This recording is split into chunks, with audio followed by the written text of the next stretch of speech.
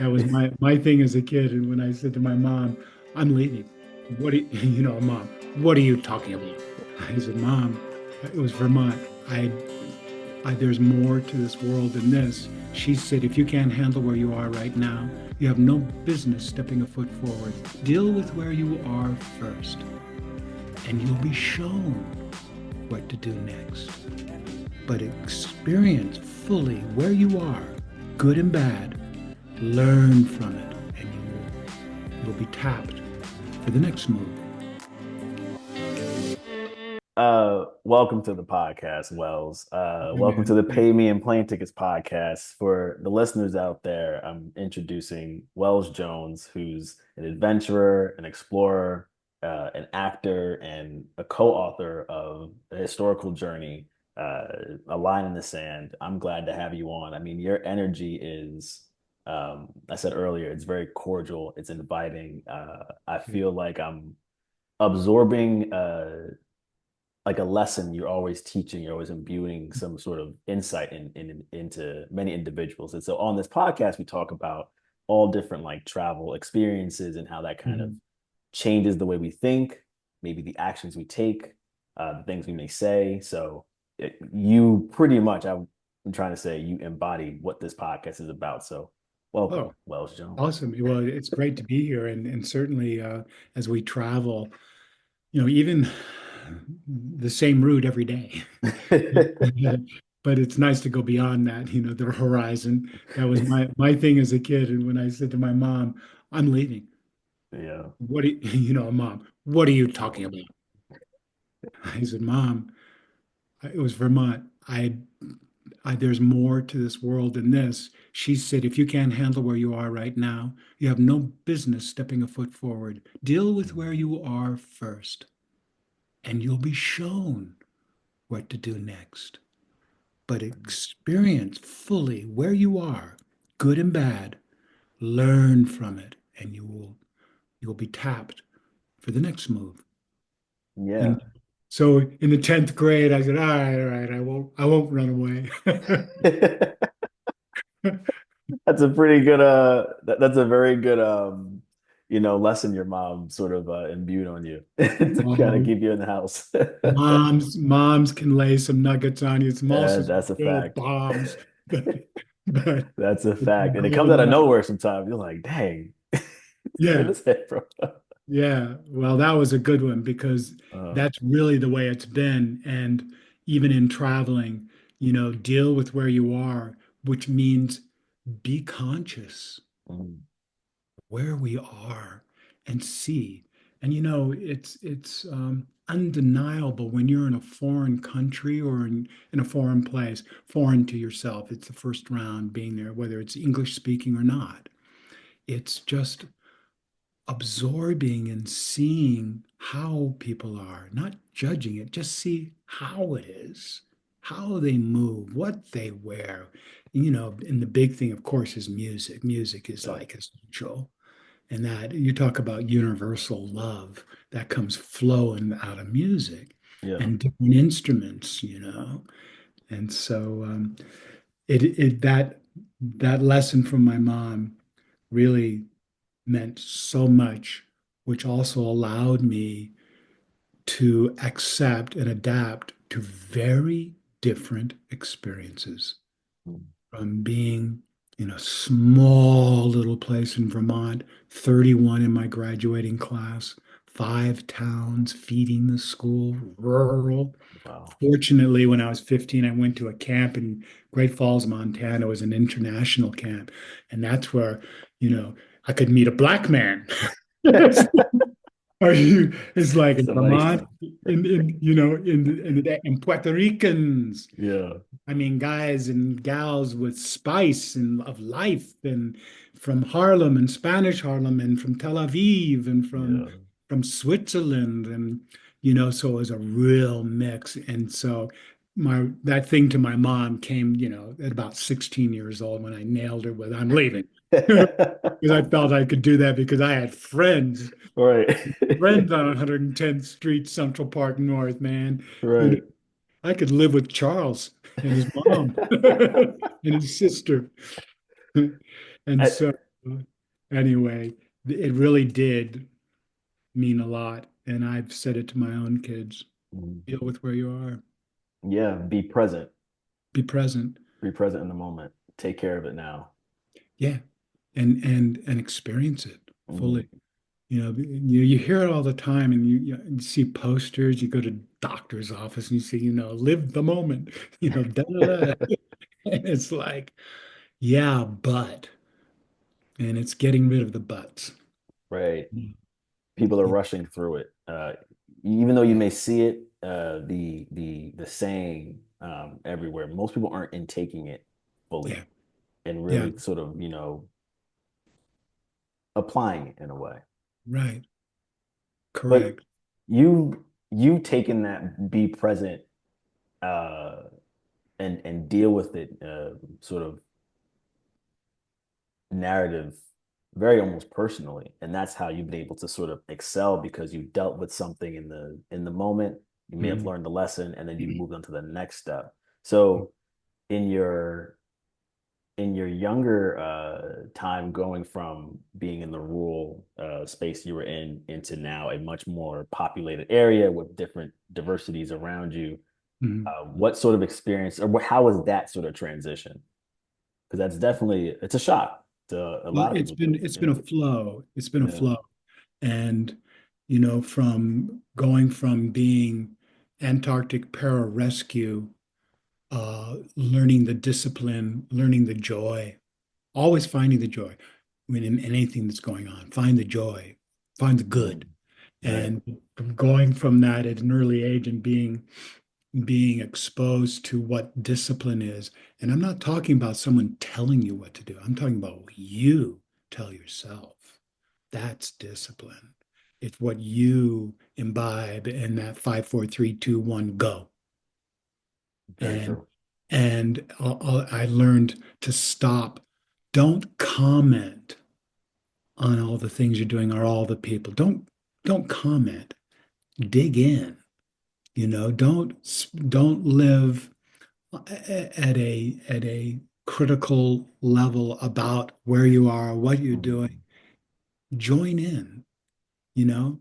Mhm. Fate deals deals a card hand to you. Accept it and see it through. And there's going to be good, and there's going to be bad, and you meet people and you feel like you're not alone because everyone's dealing with different things. And so as this has happened, different cultures, and it started like when I was 15 going to the encampment for citizenship. Mhm. Encampment for citizenship, and it was world citizenship. Wow. Do you see? Mhm. And many of the people came from New York because there's so many different cultures in New York, but there are, the mayor of Tel Aviv's son, and everybody say he's such a prick. Why? Because he was so brilliant. The guy was just in another hemisphere, Oh, and he looked it, and he wasn't portraying it. It's just that he didn't relate yeah. to the music and the things he was interested in. His life was more emphatic and more it was serious living in Tel Aviv at the time and or any time in Israel, Mhm. and look what's going on now. Right. But understanding that you don't have to think of someone as being a jerk or this or that. I mean, people are in situations, but to see the whole person and to learn Mhm. that. And I think in traveling, that's what you find. You find the empathy that Ooh, happens, and you right. find that their story is not their opinion, it's their story. That's different. Right. It's It how they is. frame It's un themselves. Yeah. Correct. And it's undeniable to them. If someone is telling you their story of something happened to them as a kid or something, that's theirs. It's personal, it's soul, it's theirs. And when it's coming from someone that I just have never been against cultures. And that's just not something that's in my head.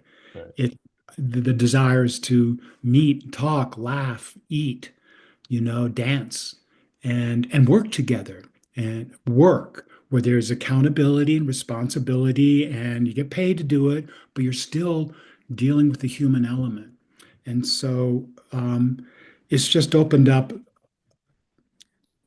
evolved into a world of all different kinds of people. And I have found that that's my home. And you say, well, how many friends do you have? And I say, well, don't look at Facebook. You know, I haven't been Right. social that way. I mean, yeah, I have friends. Yeah. Yeah. Yeah. I changed my picture the other day on, and I got all these responses going, whoa, okay. Right. What you're talking to is community.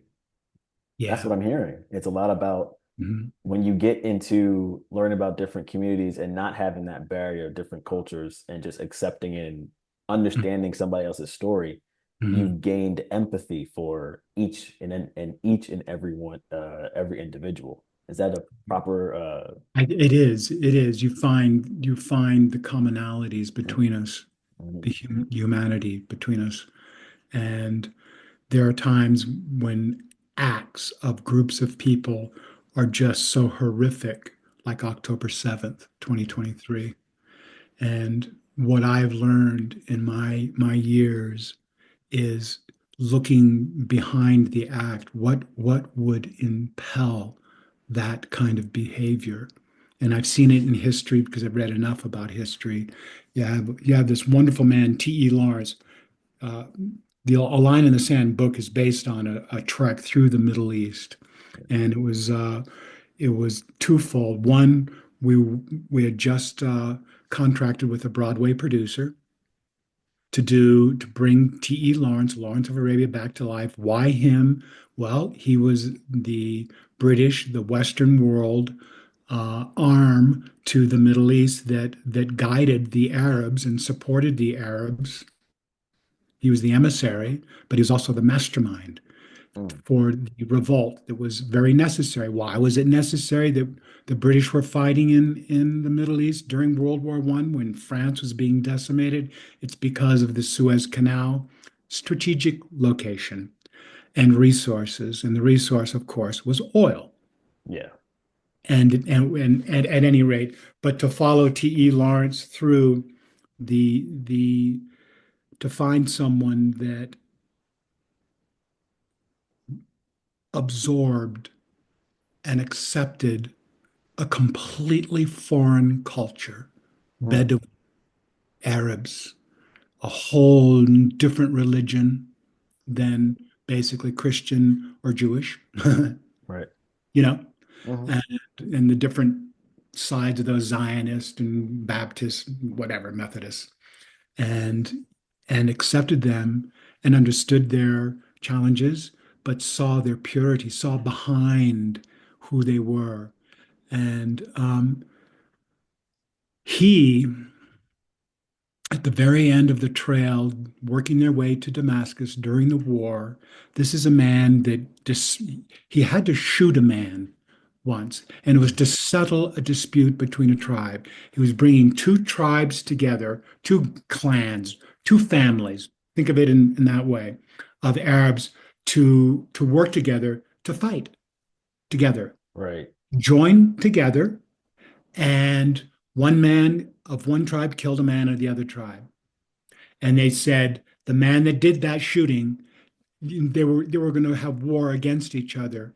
Well, Lawrence understood that as a third party, if he were to kill the one that killed one of the tribespeople, Right. it would settle the dispute.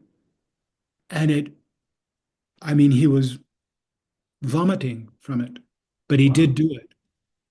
He just wouldn't think of killing.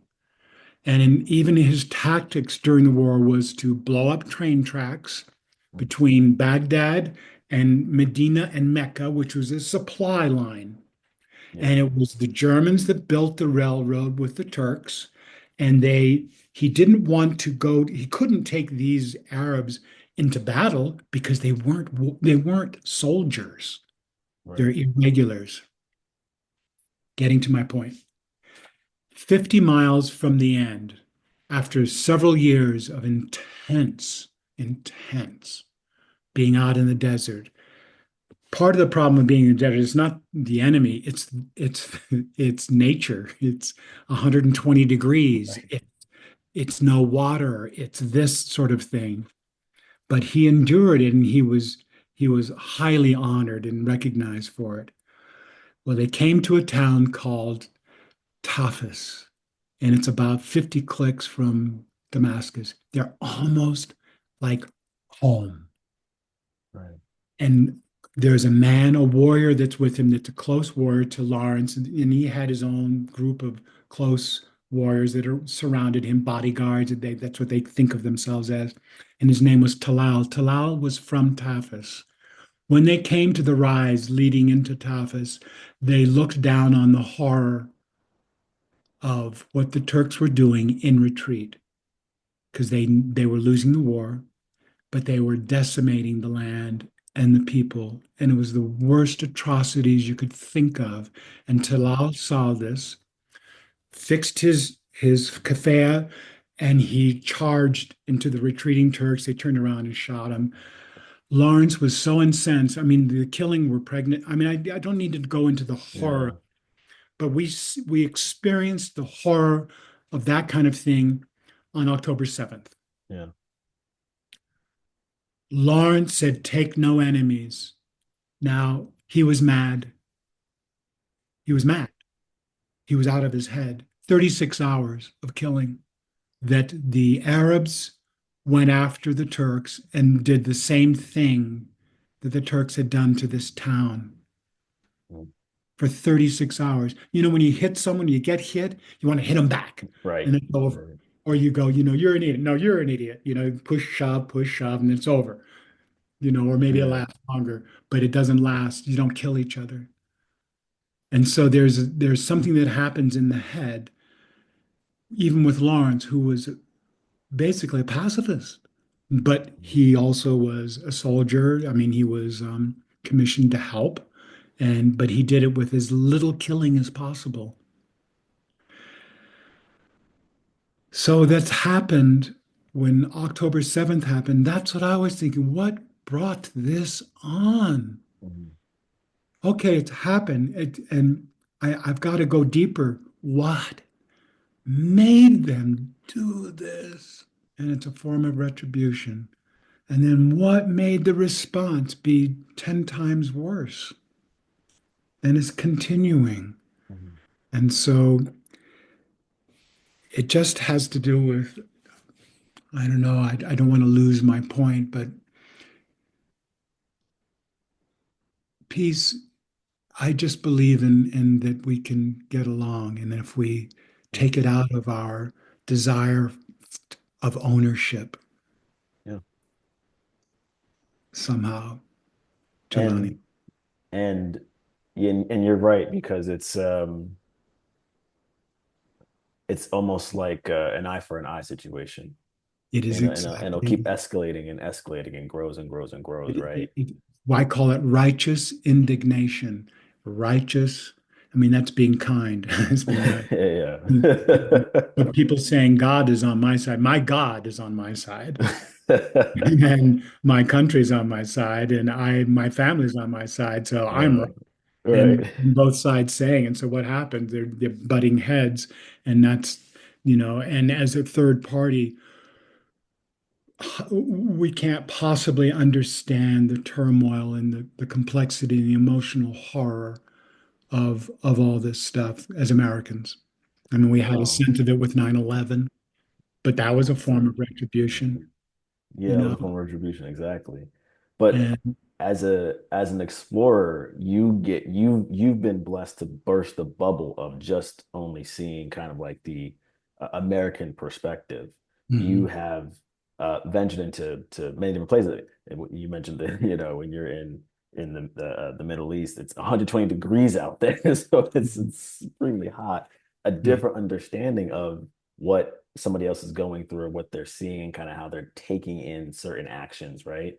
mhm, And this book, A Line in the Sand, you're capturing this journey, right? And you're kind of telling a much through line story for mhm. publishing purposes, but it's is the goal of this book to kind of expose kind of a different view of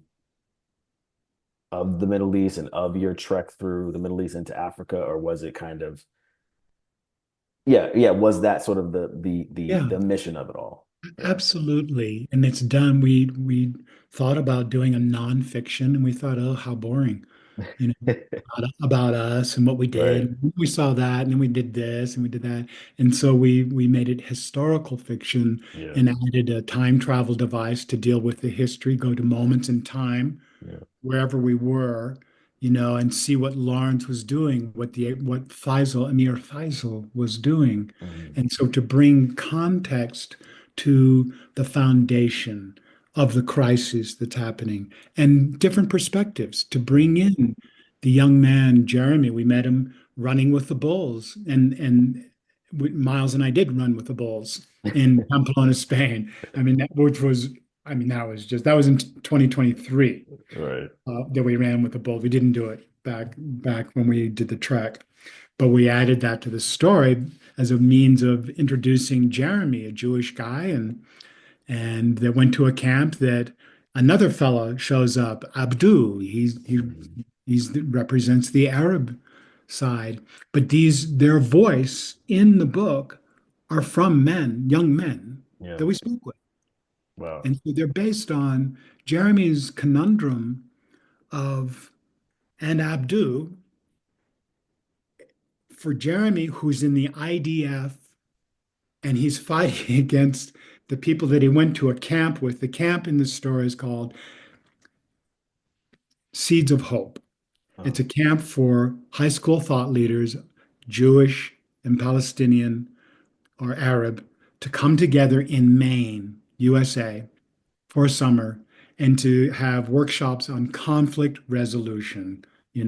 What can they do as young people to support peace and to get along with the opposing side? So we call it Seeds of Hope in the book. The real place is called Seeds of Peace. And I think in your notes to this episode, if you would, yeah. post Seeds of Peace, because that's essential for the understanding of the intent with our book, as you were getting to, is to present what were people thinking? Even when we go through immigration in Israel, what are they thinking? They're scared, Yeah. and the agents in immigration, they will take no BS. They're so alert and so ratcheted up that Mhm. they make it clear. They yell, they tell you what to do, and because anyone could walk in with a vest on and blow the place up, Right. and that's happened. Yeah, And so it's a constant it's anxiety. Yeah. the book was to present what we experienced. It's not to present a point of view. Gotcha. Present Right. people with their experience, like Jahani. I could He's imagine. very, Jahani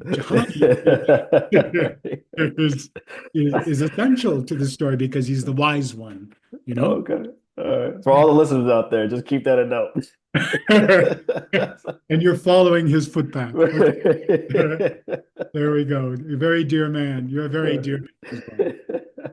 Younger man than Uh, Jahani. So thank you, thank not we've had pushback from two people. One that refused to that had a podcast, an Israeli young lady, and she just said, "You don't know who you are, what you're talking about, or anything about us, blah, blah, blah, blah, blah."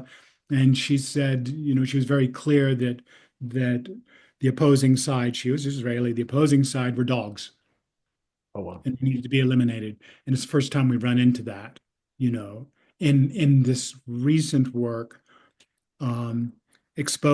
presenting our book and our journey and our thoughts about what's going on or what we experienced. But so that is it. And also, it's very important that your listeners know that we actually put recipes in the book Hmm. because of the food that we ate. And what were And some of the foods? oh, I'd have to go back. I mean, I like that. I like that. I like that. Baba ganoush, metza. There's all kinds of dishes. Yeah. and right down to having goat. And you're going, goat? Really? Yeah, a goat on a absolutely 3 foot long or oval platter filled with rice and a goat sitting on top of it, and everybody sits around on a rug, sits around this service piece Mm. with their feet pointed away from the food, reaching in with their right hand and pulling meat off the carcass of the goat. And we were guests of honor in so many of these. So people were tossing us the better pieces of meat as the kindness is like, oh, Ameriki, eat this one first, you know? But the food was, as you know, I mean, you want to have a gathering, have a gathering, some food at your place, put some good music on, or turn the music low and talk. And Food and music. That's yeah, it.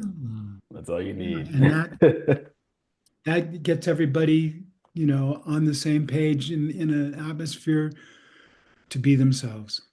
Yeah, it's also a place of conversation and coming together. Totally, Definitely. totally. So you've had tons of other explorations throughout your travels and your experience. What were some of your other explorations that kind of you would like to mention? Well, I would have to mention acting because that was Yeah. I instead of I wanted to, my thought was get the GI Bill and then go back in the Navy and shoot for apply for jet school. I just thought that and the guys that I met that were jet pilots, that their level of consciousness and ability, some of them weren't very creative, very mathematical engineers, but there were others that were poets. Right. You know, it's like I've met SEAL team guys that were violinists, and you go, you play the violin? Did you Right. break it? What do you do with the bow? Do you use it? No, right. Yeah. I mean, as a joke, but none of the people that have different abilities, but I found that that's what I wanted, and I wasn't able to get it. My commanding officer on the exit, he really put it very clear, and it was son. He said, "Son, I mean, I did well in the service, and he was offering me in order to stay in any place in the world. He said, I know you like mountains, you want to do this, you like rescue, you've done a fabulous job. I can place you anywhere. I said, what I want to do. And he said, I've heard that. He said, that's not possible. Mm. 6'3". You do not have good eyes, the eyes that are required. This is back in 1977. Yeah. And he said, so that's not an option for you, but anything else I can you want to be a pilot of a transport or something, like the planes we flew in Antarctica. I said we can work that out, but not jets landing on an aircraft carrier. And so again, going back to my mother, I was, on the floor in a Houston hotel with my brother shrimping. And shrimping was the hardest. If anyone knows about shrimping, it's the hardest work I've ever done and the gnarliest people in the bars, and they Mhm. could drink more tequila than it was scary. And anyway, Yeah. and I said, I don't really know. I was going to go with Paul to be a smoke jumper, but he's not getting out for 6 months in the Pacific Northwest. And she said, you acted in several community theater pieces in Randolph, Yeah. another town where I lived. You're very good. Mhm. Very good. You're a natural. You want to experience so much. Why don't you look into acting and be stage acting? And you can do Shakespearean roles. You like to do research. She said it's right up your alley. I think you'd like it, and at least start. So I started school in Santa Barbara, and had a theater as a major and English as a backup. Mhm. And I loved it. I did. And again, it was go with it. You know, 5 months before I was in Antarctica. So what? That's over. I'm here in a whole on the new thing. mesa overlooking the Pacific Ocean with the sun coming up over the beach and the sun going down over the beach. Yeah, This is a whole new world. Experience it fully exactly. to the point where I got lead roles and I got to the point my mother came to visit me and we went to a supermarket and it was like I can't even believe this is happening. People people said, "Oh, I saw you in something." I was gonna ask, were you For recognized? me, I'm just going, oh, thank you. Thank you. You know, and my mother's going, but it wasn't just one. It was like in one shopping spree. There were three people in the supermarket in Santa Barbara that actually Yeah. said something. It was in the the checkout line. Someone said, "Did you see?" They were talking amongst themselves. Did you see it? Yeah, I did. Did you see him when he did such and such? I'm going, whoa, maybe it's time Yeah. to get out of here. That's such a cool moment, a moment of recognition, and also probably I'd say vindication for yourself and for your mom who called you out to say, "Hey, look, you should give this really some more attention." And Well, now back, that's what happened. And so it was either go to LA or go to New York. And I decided that I really wanted to know more about the crafts. I wanted to be trained, got you. wanted. And I had the opportunity. It was made very clear by a wise mentor. He said, if you go to LA, yes, you will get work. He said, but you won't understand your craft. Oh wow. And until you have a technique and really, and back then, until you understand what it is you're doing and you're not just all ego and personality and charm, which you have, great, that's wonderful. But how long does that last? And what are you really accomplishing? A paycheck, you know? Good point. And so I decided to go to the American Academy in New York City. So that was a big change, and that was very challenging for me. I was Wow. told again, doing a scene, and my instructor would say, "Well, what do you think?" And I said, I don't know." She said, "That's right. You don't know. It was not good. You're thinking too much. You got Mm, to let go, let go, let go." I mean, this whole concept of letting go, live in the moment, be in the moment, listen to the person, look at them, look what they're doing, have an intention, have a desire, what you need, an objective. All of it fit the same way for life. right. Like, don't flounder. Move Make a with choice. purpose. Got it. Yes, purpose. And then I got out, and fortunately, I did very well. I did commercials.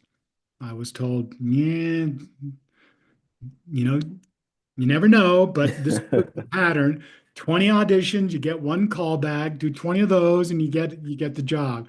I'm going, whoa, really? And so the fourth audition was for Kodak as a camera.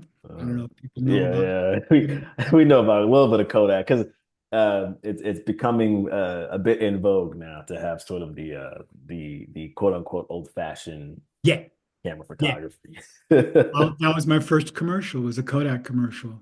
And it was my fourth audition. When I say fourth audition, I did an audition for other products, something Mhm. else. I went out on auditions, but Kodak, and it was like bing, and it just it happened. And I was doing beer commercials. I always had a beer commercial. I was doing Gatorade, playing the catcher with Gatorade. Sun's in his eyes, and he finally flips off his mask and takes Gatorade and chugs it. Like the whole thing. It's hot. He's wiped his brow. Boom. All that kind of stuff. We've all It was seen a lot it. of And fun. yeah, definitely got to check because I'm very sure you're in them.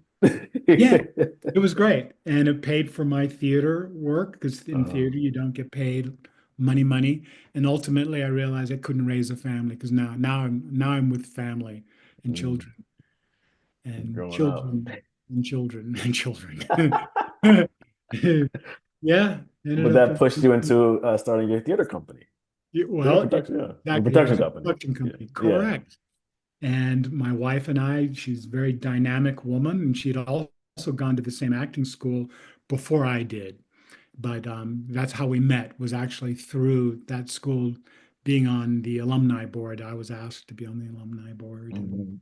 because I was acting, and if somebody leaves a school and they get work right off and they're working with known people, the school obviously wants to pull, highlight Right. them and bring them in because it shows that the teachings that they offer produce results in people that go. So anyway, Right. but I couldn't feed the family, and so my wife and I started a company called On a Hill, and it was Aunahil, and it's a metaphor for being on a hill. It was my spiritual teacher that talked about the messenger and being on a hill, and he said, they're not on top yet. They're on a hill. They're on their way." Oh, I And I go, like that. "Ooh, Pete, I Jelani, like me too." And, that. and so we figured out that I brought that up and we both agreed that was just the name. So On a Hill did 10 years of spectacular things, tapped on the shoulder. It was like it just happened very naturally. And at one point, it's just when someone says, "I want you to direct this show. What do you think of this show?" I'd seen the show and I said, "I think this, and this." "Do you know the director?" "I do know the director of that show." It was a jazz show, Christmas jazz show. And I had worked with the director and I said, "I don't think that he has the heart or he understands really what this show is about." And she said, "Neither do we. Would you and your wife?" Um, I said, "Yeah." And we came up with a whole other thing. Mhm. It followed basic structure, but it just brought life to a show called The Jazz Nativity. And we did it at Lincoln Center in Avery Fisher Hall. So that was first show Very revered place to play. Yep. directing. And there were 12 standing ovations during the show. Wow. It's because Wow. of the people we had. It was packed. Guy that did our sound and to do jazz like in Avery Fisher, it's a big hall. It's like nearly 3,000 seats, and jazz is intimate. Now they have jazz, they have Lincoln Center Jazz, Right. but Yeah. it's not done in Avery Fisher. No, no, And no. yeah, but John Yule made it sound. I mean, he's an engineer. I've been blessed with sound engineers, lighting engineers, designers, and it's finding out about these people, what they do, and then just being led to different ones to bring a team together. So from this show, John ended up being the sound engineer for jazz for years at Lincoln Center. Oh, wow. Yeah, he was doing all of it with Wynton Marsalis and all the cats. He built like a tenure, pretty He much. was Yeah. the sound engineer for the live shows. Wow. Wow. And I mean, from Stevie Wonder, I mean, you just name everyone. All the greats. John understood jazz, understood the different instruments, understood I mean, the latest on how to, deal with a horn. We had Tito Puente, who was timbales. We had Candido, who was a conga master. I'm talking about the older guys, and these guys have Yeah. passed on. Yeah. Lionel Hampton, just so many. And then all the younger guys that were, younger guys that were in their 50s. Anyway, my wife and I figured out, um, we worked together. I figured out how to do production. My wife was is brilliant on sequence of events for a show, how to put together a show with a beginning, middle, and end, and to bring in this little piece here and this. We could have it's like a puzzle, have a scattered bunch of ideas and saying, let's use this, and this, and this. Wow. And then, and also our client that we worked for was brilliant. And so it's never one person, even though you hear producer, director, me, or Yeah. or or my wife, then um, it's such a group effort and it's Yeah. all different nationalities. I mean, we had Lou Soloff, who was a trumpeter. He was a trumpeter with Blood, Sweat, and Tears. I don't know if you know that, but Blood, Sweat, and Tears really a hot band in the day. And Lou is a Jewish guy, and Right. he was in the Jazz Nativity, a Christian thing. Yeah. And so it's just again not only learning to work with different cultures, but the discipline. Jazz musicians are very different cats, They are. Definitely. and they're individual, and they want to maintain their own mystique or their own Mm. this or that. And to get a bunch of them together, there's bound to be riffs. Mm. I've listened to one guy who's a Latin player, and he's going, guys, no, it's going to go that, that, that, that, that, not this, that, and they just go wild because, a little phrase of music, but that's how they were. And everybody was into it to make the music authentic and real and everybody playing. Anyway, so we, Yeah. we did a lot of shows, have done 100 or more. And from my end, it went to doing an 8-day sea festival in Saudi Arabia. After we did the trek, we were invited Oh, inside the wow. tent, and people found out that Miles's wife was doing World Cup for MasterCard, so she was mm, unbelievable Right. thing being done for 3 different World Cups in different cities. Wow. And she was in charge of that account. And that account was responsible for entertaining all the heads of states from around the world, Wow. and the parties and the ballet and how the tickets are presented, how the rooms are set up, how the chauffeuring, the I mean all of it. And she was, you know, so we just had access to very high levels. And so when we put our proposal in for the 8-day sea festival in the southernmost part of Saudi Arabia, they sat up. Wow. They sat up, and we brought in Formula One, World Cup, Get out boat of here. racing. Oh, Yeah, it was wow. UAM. And then we brought in 13 countries for a hot air balloon thing as well during the day. And we cleared a square mile of land right off the Red Sea to build a festival village, put in Wow. electricity, brought in water. I mean, the whole bit. Wow. You And guys were definitely ahead of the curve because now you my see that pro- almost every time. my project manager, Mark Lockwood. Mark, I hope you're listening to this. He's going, oh, I wouldn't. He he's he's the greatest guy. This guy is a balloon pilot, pilot, motorcycle guy that's gone 3/4 around the world. He is an artist. He plays all different instruments, and he can sit there as a project manager and say, "Hey, mate, I'll tell you what, this is what we got going. Let me just draw this out." And goes, "You like it's going to look like this," and you go, oh, "Can I frame that?" All right. He Shout was out to Mark. He was Sir Richard Branson's project manager for years. Oh, okay. And so being pulled in to work with people that are on such a high level.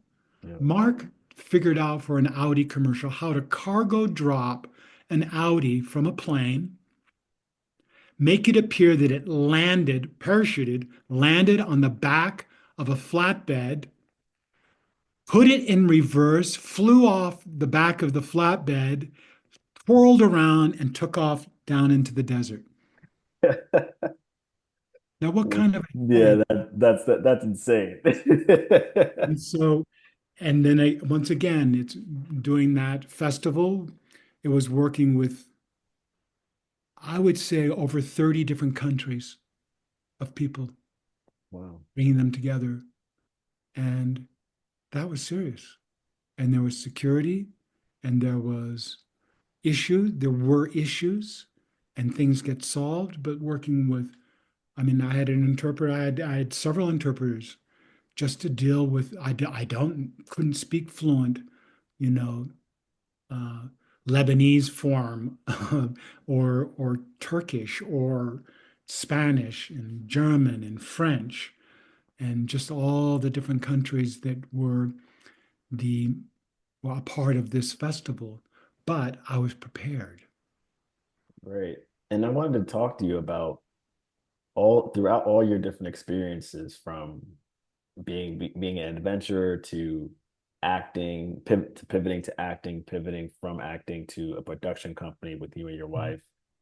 You taught you one of the moxies that you bring up is being ready to tap, which is another way of saying being ready to pivot into sort Mm-hmm. of the next thing, which also goes back to being present. Mm-hmm. Uh, Being ready to tap, how would you define that Well, for the the audience? way I've been using tap is that I've been tapped on the shoulder to do something that I had no idea that had never done. Mm, And that being asked to do it was coming from someone that saw something in me mm, that I didn't. I mean, why would I be? I mean, I was asked to be the chief operating officer of a foundation in Washington, D.C. And it did come from having done production work for that organization, a nonprofit. And they said, you can do these events, but what we need you for is to run the foundation. mm, And it's like, oh, okay. And it's not questioning it, it's looking at it and just finding within self, I'll learn, I'll do it. They see something and I will stay true to what I know and be honest and work hard. And that's what I did. And it was a bear. It was yeah. a bear. Inner city uh, organization, 26 different cities around the United States. And it's for girls. It was just for girls. And then it was for boys as well. And it's hiring and so many things, but it was from the production work and Mhm. working with diverse groups, going to the Kennedy Center, and I mean, just the sheer beauty of it Yeah. in DC. And looking at that stage and turning around and looking and seeing the flies and saying, I'm being asked to direct here. Great. Okay. It's not, don't get wrapped up into this. Bring Mhm. it down. Yeah. What's the first step? Basically silo it. Yeah. Find Always. that real purpose of why you're there. So the tap has been from someone else, and it's a Churchill quote that I found out when I was young. I'll read the quote. To each there comes in their lifetime a special moment when they are figuratively tapped on the shoulder and offered the chance to do a very special thing, unique to them and fitted to their talents. What a tragedy if that moment finds them unprepared or unqualified for that which could have been their finest hour. And it's not out of fear, it's out of expectation of good that from the time I've read that, is to be ready. Deal with where I was, as my mother had always said, and be ready to go to the next level. There were times when I was going, I'm ready, I'm ready. Now, come on, what's going? What's the next move here? I feel a little itchy, a little antsy. Money's getting real tight. Right, right. What's next? And the universe has never not replied. I love Never. that. And pivoting has to do with it's like I do solo sunrise summits. Solo sunrise summits. So it implies a mountain, it implies alone, and it implies night in order to get up.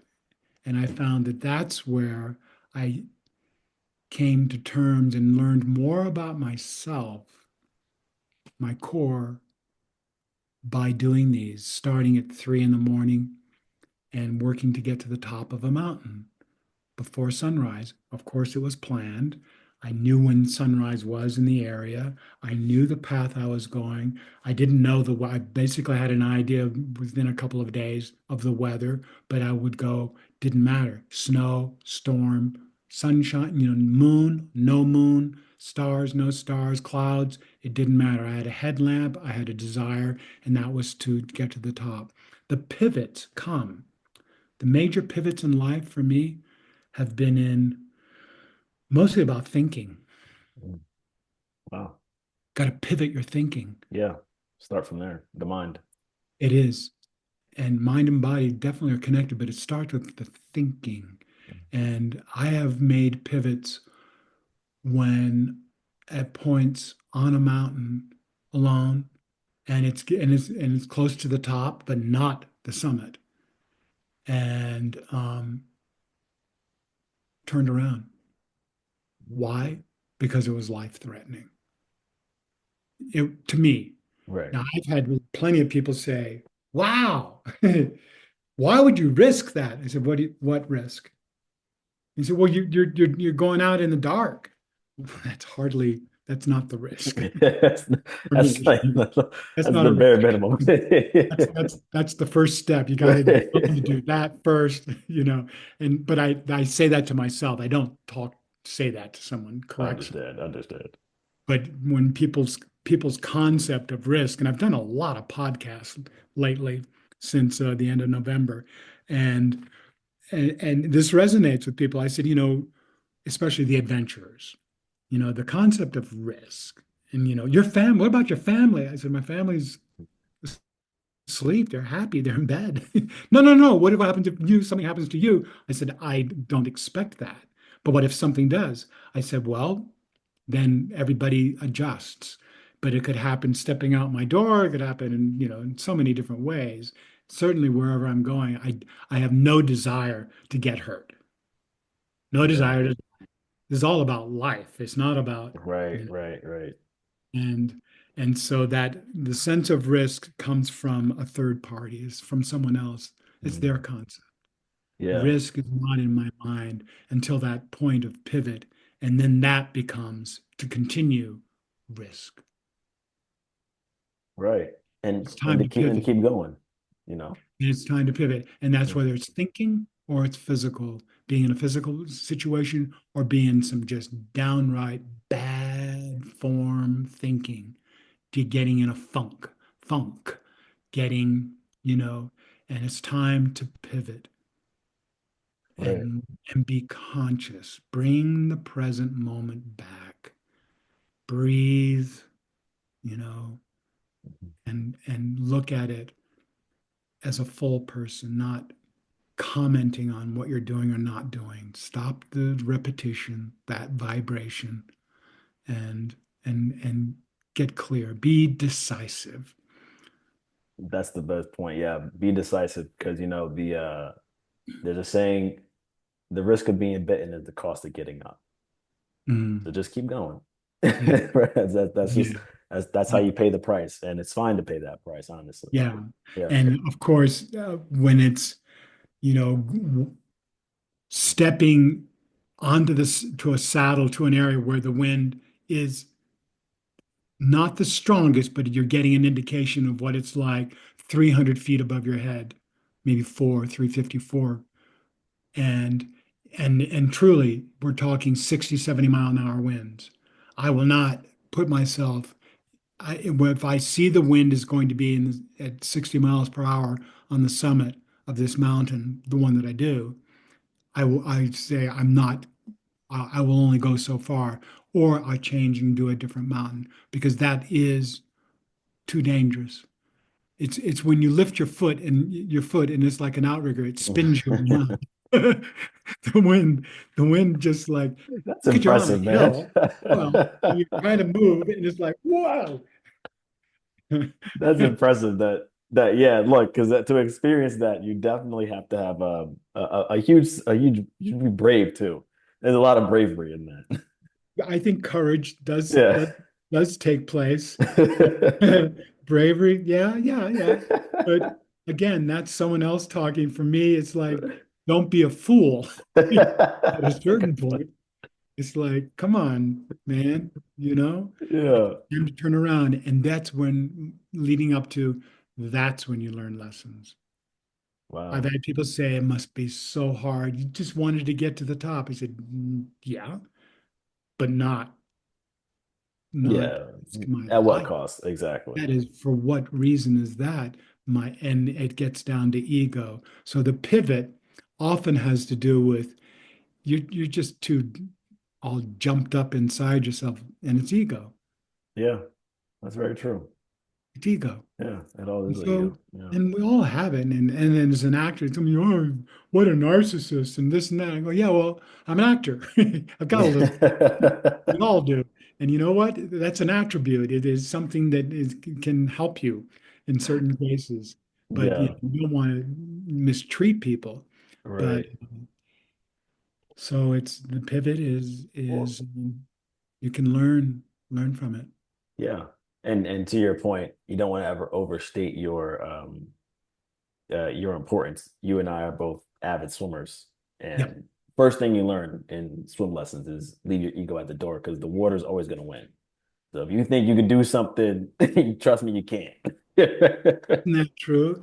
Right. And and the same with managing whether it's extreme cold. When I did the skydive jump over the South Pole, it was minus 59 degrees. And the first thing that happened when and the tail ramp to the C-130 was frozen. We always jump out the tail ramp. So if you think of this, it's a big, wide opening, and you can run out and jump out into the air or whatever, but we never went out the side. They call it the parachute door, cargo door. So we had to hand crank this uh, tail ramp open.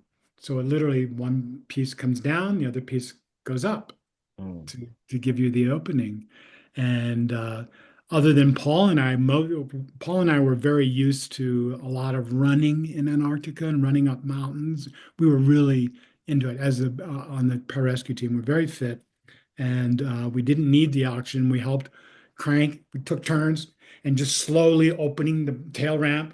And as it was opening, I mean, just the stuff that was flying around, Yeah. the bicycles and but we learned to deal with the weather. And in that case, when I jumped out, um, the first thing that happened was my outer liner to my mitt and plastic gloves that I had on, and a wool mitt over that, and then a liner over that flew off. I hadn't tied it down. So Yeah. I guess I had it off for something, and then I put it back on. And my hand, my ripcord hand was just frozen. And I knew that I mean, I checked it out as I was falling, and I was going, and when it came, there was a short delay. It was just 10 seconds Got you. delay. Okay. Got you. But the pole sits very high. We're jumping out at equivalent to around, 16,000 feet. So it was Wow. high and it was cold.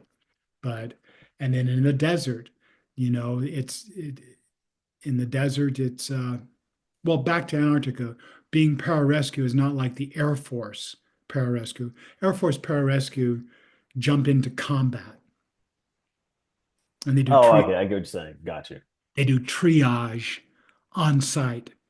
They're doing triages. They're hauling a body or on a stretcher into a helicopter, or, usually a helicopter to get out of there. We were our What we were combating was the weather always. Yeah. Yeah. And that was the proverbial enemy. And it was being clear on practices and staying alert and corralling the group and guiding leadership, guiding into getting out of the wind. It's very simple, practical things. But when it's that cold, nobody wants to move. I can't move. Right. I can't move. I can't talk. I can't talk. You know, It's freezing.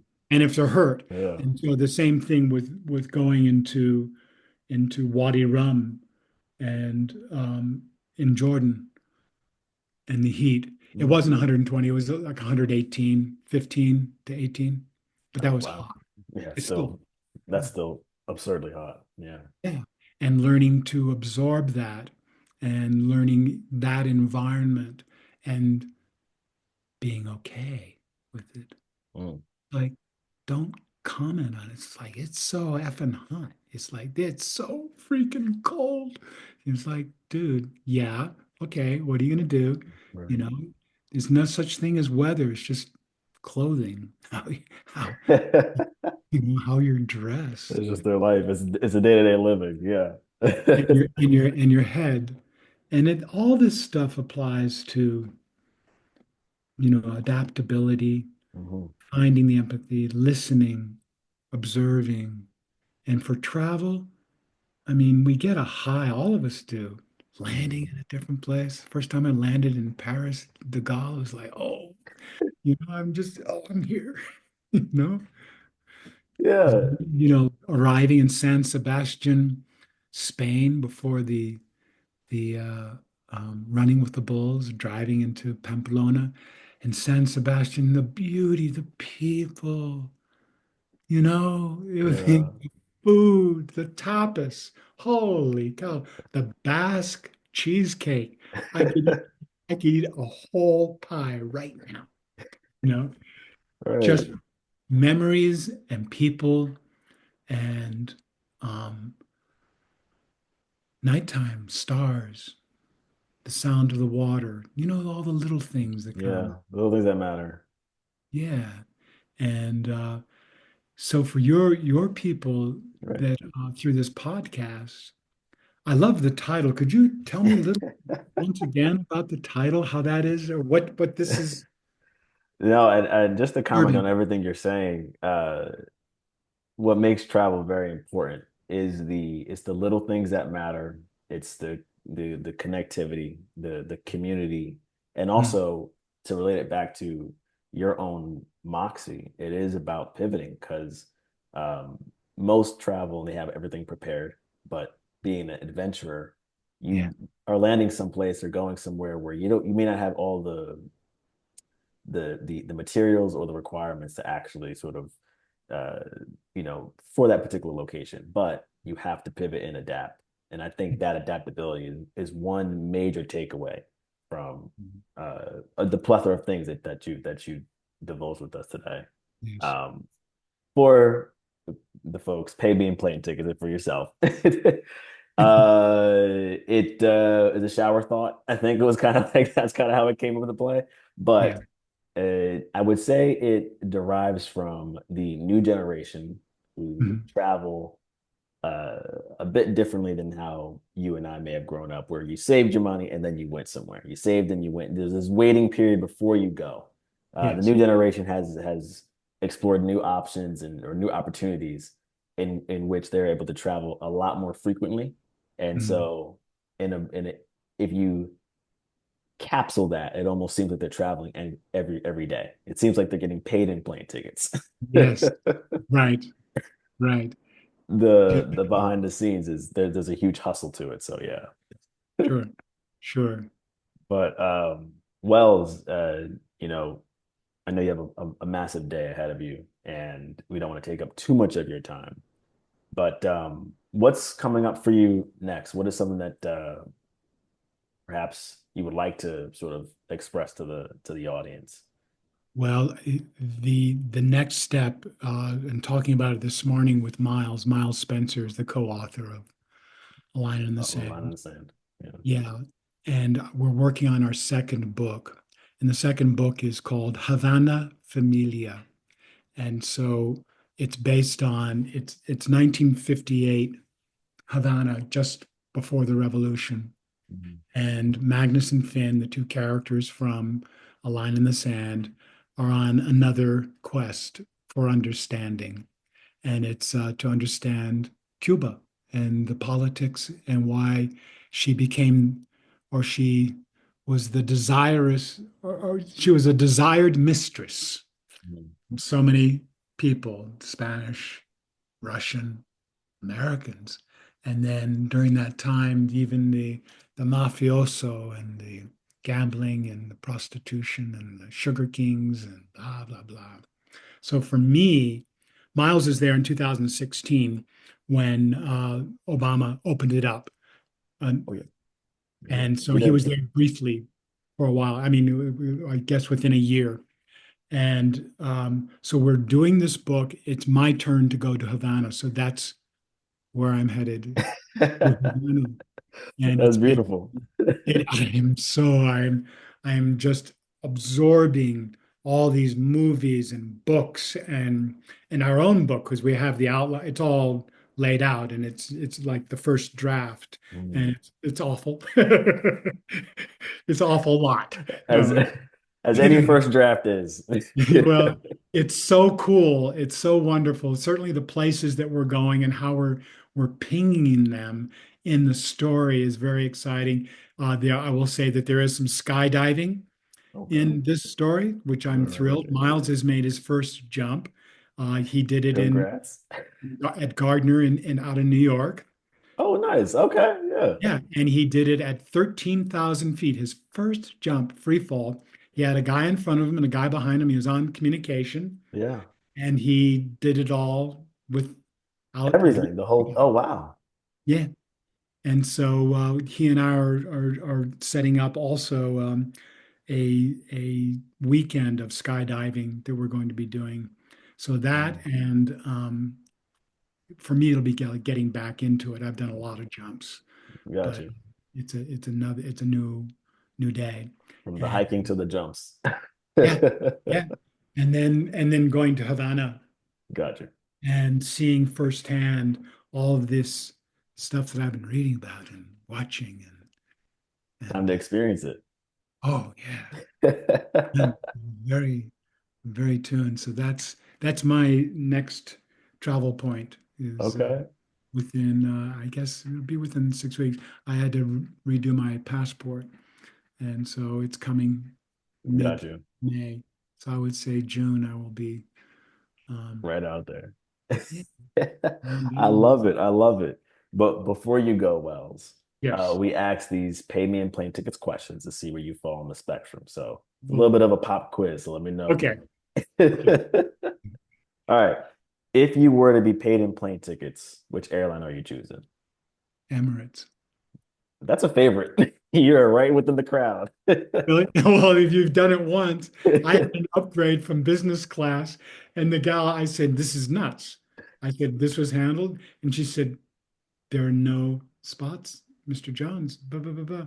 And she said, "But I'm going to take care of it." I said, "Thank you." She said, "I have a first class ticket for you." Whoa.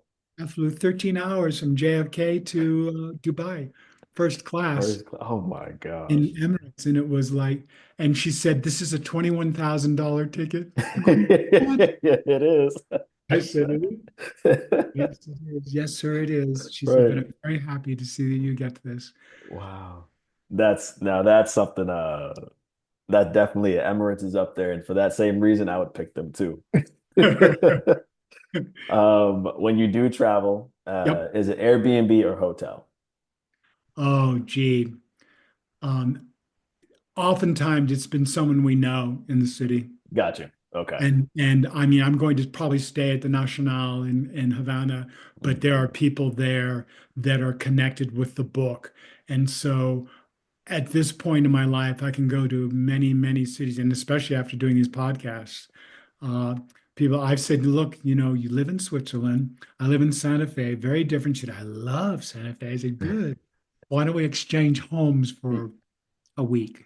There we go. Home exchange is there.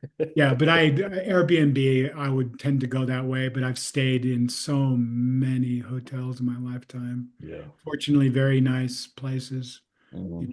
But So, okay, more so home exchange or just with friends yeah. or comrades. But okay, that's a fair answer. It's a fair answer. We get those too. When you do travel, do you have a particular credit card, debit card that you use for points and miles, or you just like cash for me? Just similar to me. Um, Lately, because I was flying regularly to New Hampshire, Southwest, and I have a Southwest card, and I love it. Yeah. I like the airline. Mm. I can they don't charge you for your baggage. They don't charge you extra for a seat. It's a Yeah. plane ticket, and I think their policies have just recently changed a little Yeah, bit. it But did. my credit card is I do it on a card definitely that Mhm. has for miles. Miles. Okay. Southwest is the go-to. Absolutely, Yeah. all of them, all of them have the ability to fly somewhere else. Right. Why would I spend money if I can, not? Get something back for it. Absolutely. Got you. Okay, okay. When you travel, is it normally a check bag or carry on? Depends, but I do a check bag. I found that I can do a 35-liter uh, Nice. Osprey, and it's great. You know, Okay. it's great. When we went to the Middle East, it was just under a month. We did a 35-liter backpack and had a Yeah. change of clothes and had technical things, for safe, all kinds of Yeah. stuff. But yeah, I love being able to go, Got you. get I'm taking on, it. get off, go. Do it perfectly. Right. Yeah, Unless, quick and unless easy. there's unless I'm there for a while, then I have, a piece of luggage that just can hold a lot. And because as men, you wear a 12 Yeah. and 13 shoe, and it's like, oh boy, you Right, right. flip-flops, you know. That's it. But if you want to wear a nice pair of boots, it's like, geez. I know, yeah. It's like this thing can't fit. Yeah. Yeah, if you're away for a longer period of time, you'll take the check bag because it's bigger. But Absolutely. if you're quick, Absolutely. quick and easy, carry on. Because I usually take my mountaineering gear when I go, and so that I must have a second bag. Yeah. Yeah. The extra storage helps out. Right. Yep. When you do travel, you go to a plane. Is it a window, aisle, or middle seat? Which one are you It's taking? always a window, Window, the dreamer. always. And it gives me, because I have broad shoulders and, 6'3", it gives me the ability to lean against. Yeah. And I will put some eye things on. I'll cover myself up. I've learned, don't be shy, disappear. You know, and because usually with the travel it's going from one place to another, and the flight is to watch the takeoff, check it out halfway, Yeah. and I'm always gauging how high we are, as we climb out, because I'm thinking skydiving always, Yeah. you know. I love it. I love it. Okay. Yeah, Okay. I can definitely get behind that. Now yeah. we've talked about all the good things about travel, but do you have a travel pet peeve? No, None. You're a no, first. You're no, a first. no, I have experienced having to sleep over in Riyadh, Saudi Arabia, with guards going back and forth, and the people that were there because of a canceled flight. I mean, the guys, just men were there, no women.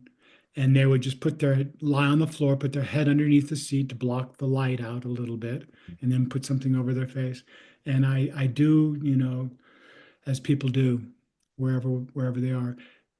Pet peeves. I've I have done things.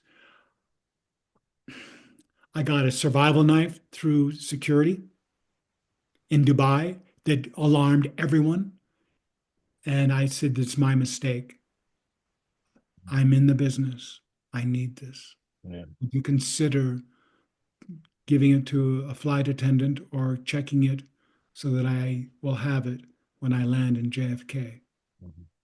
And they was, "Yes, sir. I've been late for a flight." And this is when I was working with the DEA.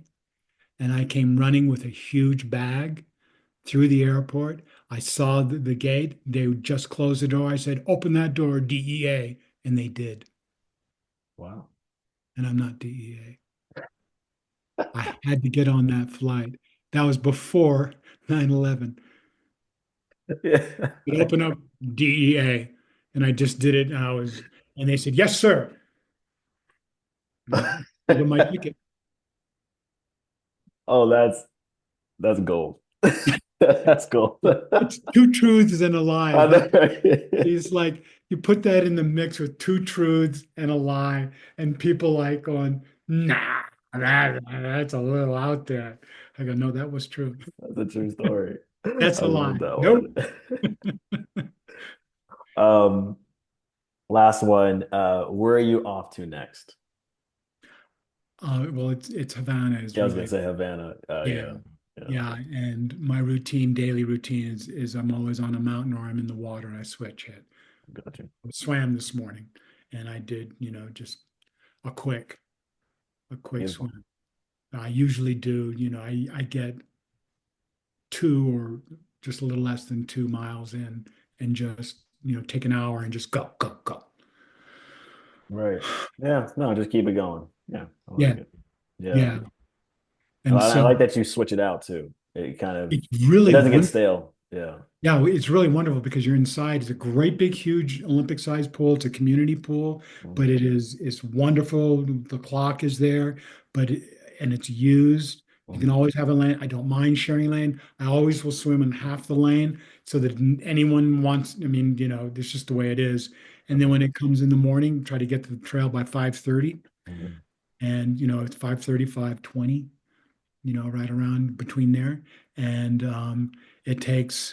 it depends upon what I'm doing, but it's basically an hour up and 30 minutes down, you know, Okay.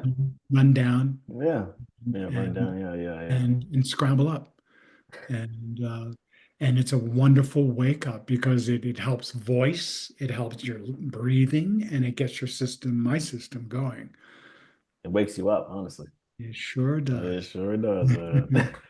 Wells, I just want to say thank you for coming onto this podcast and not only sharing your story, but also just life lessons, uh, and a way to sort of a better way to approach each day and everybody's own individual journey and tying that all into travel and also storytelling. I think that found that to be very interesting about what you bring to the table. And I just want to say thank you for coming on the Pay Me and Plane Tickets podcast.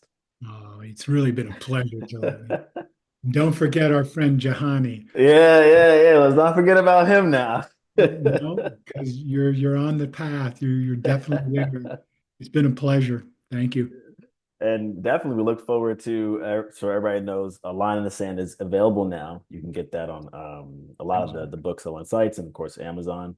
And Yeah, then definitely let us know when the next book uh, is I sure ready. will. It'll be Yeah. before the new year, and I sure will. We're right on it. That's the big project.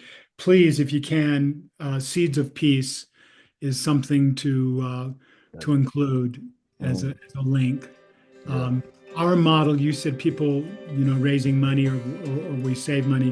Whenever we do a project, we raise money and we always identify a foundation to give to that's in line with the intention, purpose of the, Mhm. like the Middle East trek.